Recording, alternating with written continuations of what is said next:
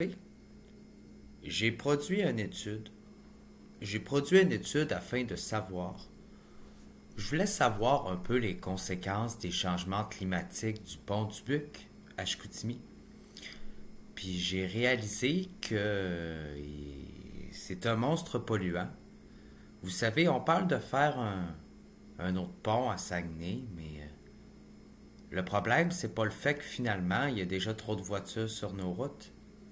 De faire un autre pont, je veux dire, il y en a un à Arvida, pas si loin. Le pont d'aluminium, il est pas si loin que ça. Quand tu passes par Chipcha. Je veux dire, même si on fait un autre pont ailleurs, ça va juste augmenter le trafic, les distances. Il va juste avoir plus de voitures qui vont rouler sur nos routes. Ça sera pas moins congestionné.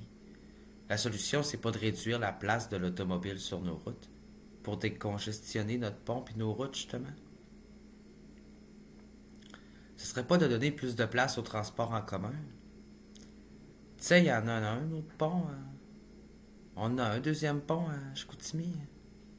Le pont vert, lui, il y a déjà eu des voitures qui passaient dessus.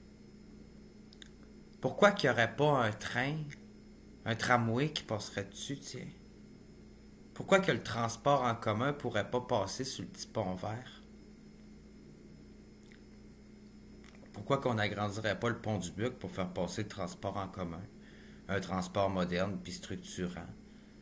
Parce que pour de vrai, là, quand on sait, aujourd'hui, là, que Saguenay est une petite ville et que son pont c'est un monstre polluant, ben il est comme grand temps de réduire la congestion routière.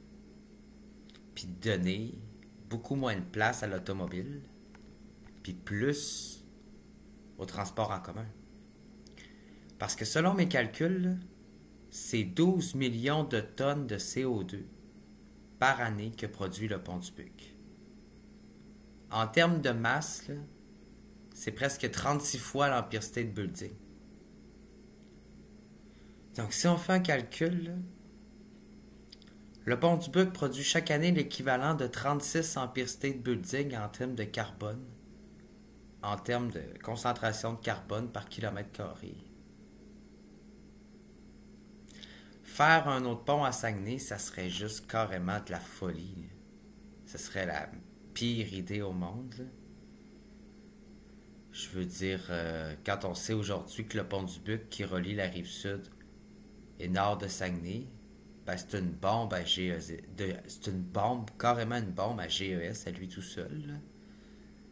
Je veux dire.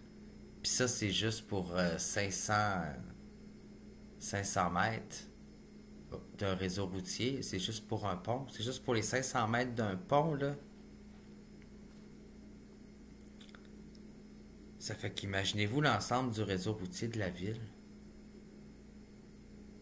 Je m'attendais pas à ce que dans une région, finalement, c'est vrai que quand tu réalises ça, il y a juste ça, le réseau autoroutier quasiment pour se déplacer.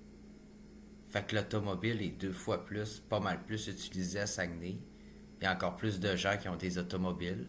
Il y a moins de transports en commun. Il y a une déserte de transports en commun. Euh, il est pas assez largement déployé. Il y a des places où il n'y en a pas. Ça fait que la voiture est tellement utilisée au Saguenay que la pollution est peut-être pire que dans les grandes villes à certaines places. En tout cas pour le pont du Buc, là, qui est comme un lien essentiel là, qui relie une rive à une autre, ben on voit qu'avec tous les transports de marchandises, les gros camions, le monde qui vont travailler, qui vont étudier, il y a quasiment personne qui utilise le transport en commun, là. Tout le monde prenne leur voiture puis ils prennent le pont. Ça fait que c'est une population de, je sais pas, même pas 200 000 habitants, d'avoir 50 000 personnes quasiment par jour qui prennent le pont du Buc. C'est pas beaucoup? Un peu.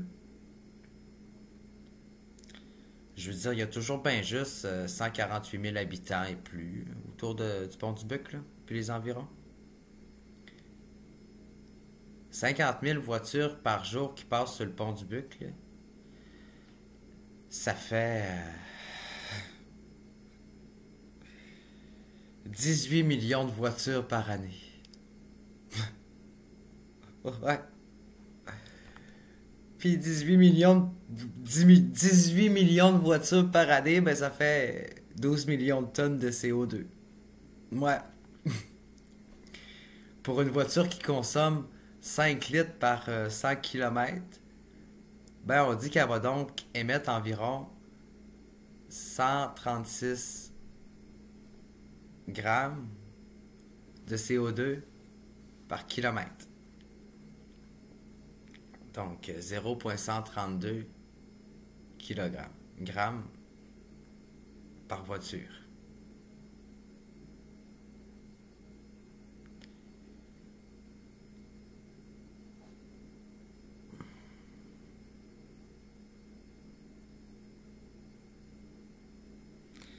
Je veux dire 0,132 kg par voiture. Ouais, c'est ça mon erreur.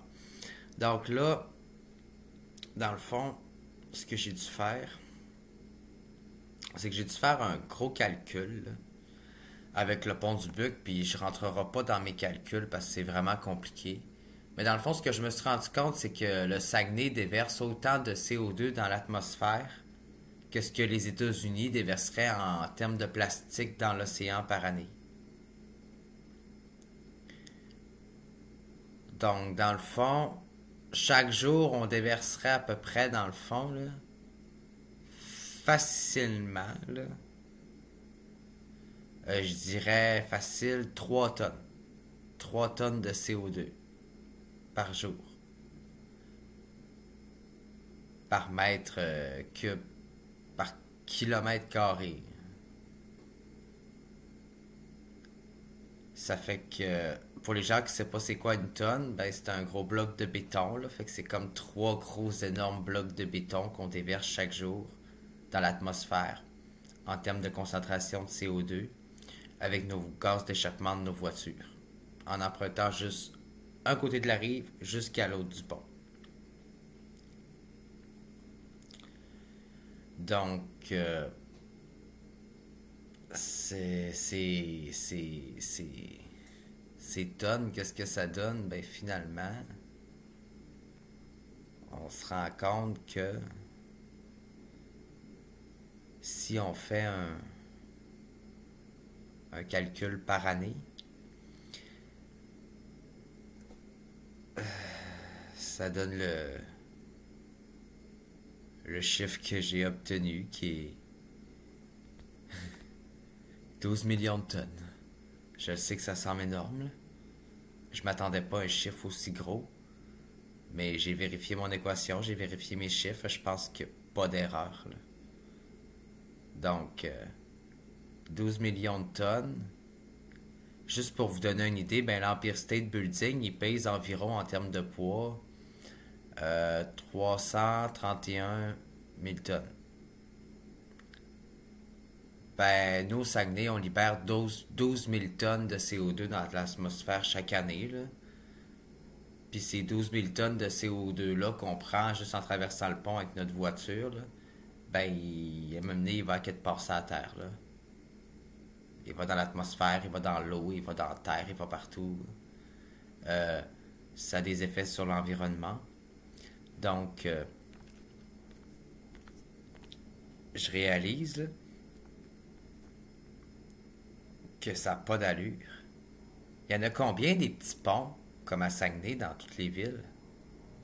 Moi, je pense que pour vrai, à Ville-Saguenay, c'est pas un nouveau pont qu'on devrait faire, là. À voir comment que ça pollue plus que l'Empire State Building. Ce pont-là, on devrait peut-être faire un métro comme à New York, rendu là. Non, mais pour de vrai, moi je pense que faire un pont, c'est vraiment pas la bonne solution. En tout cas, c'est pas la bonne solution, surtout quand on sait qu'on n'a pas encore maximisé l'offre des transports en commun, ni bonifié son réseau. Je trouve que construire un nouveau pont, puis structurer de nouvelles infrastructures routières pour répondre à la déficience de nos ponts largement achalandés, c'est une erreur lorsque le transport en commun n'est pas encore assez largement déployé et structuré, développé, ou parfois même inexistant dans certains endroits du réseau. Moi, je pense pour de vrai là, que la solution, ça va être de penser à un plan de transport en commun pour notre ville, parce qu'à voir comment que juste notre pont, il pollue, à petite échelle. Imaginez l'ensemble du réseau routier à grande échelle maintenant. Oh, j'ai des frissons. Ouh.